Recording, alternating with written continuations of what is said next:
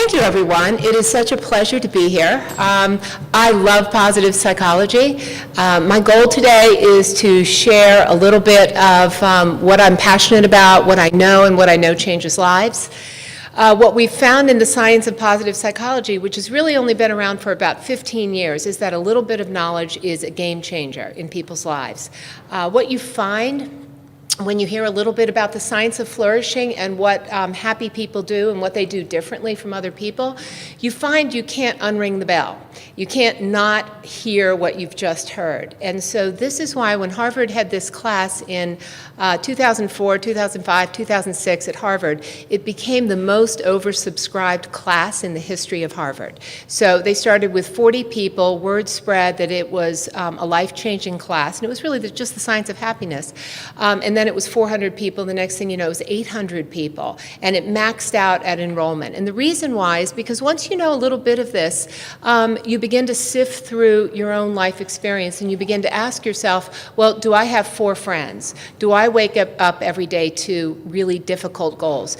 Do I have gratitude as one of my #1 strengths? So I went to Penn about 10 years ago this weekend, actually.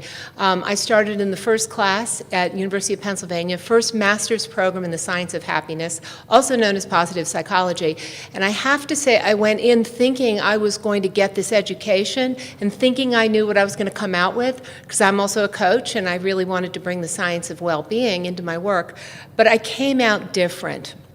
And that's what people find is I came out a different woman, I came out a different wife, a different mother, a different friend. Just about everything about me underwent a huge shift simply because I'd been exposed now to what does it take to really live a high-quality life.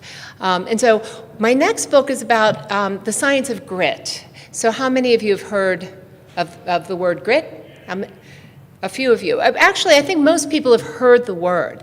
It's a little bit overused. If you pick up the Washington Post sports section, everyone has grit. The Redskins don't have grit. That's a problem. And apparently the Nats don't either, so I'm ready to go adopt other teams somewhere. But grit has been kind of overused as a word for heart or kind of resilience in some ways, but what it really is this very, very special secret sauce that is now considered the secret to success. And so I'm fascinated by it. Now, I want to walk you through a little bit of how we got to a society right now that really doesn't have grit and how crippling it is in the workplace, but also how women have to have more. Women have to have more. In fact, your grit score is the predictor of whether or not you make partner at a law firm.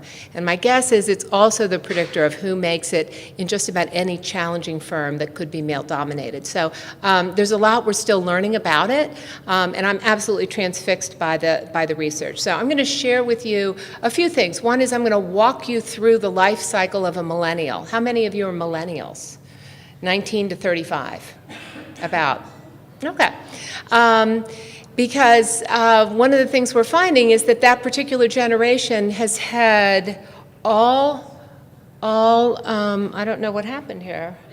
Okay, so has had a lot of the parameters for what is difficult stripped out, and you'll see what I'm talking about as I go through this, because I have 3 millennials as children, and I've been astonished to watch the things stripped out of their lives as they've gotten older.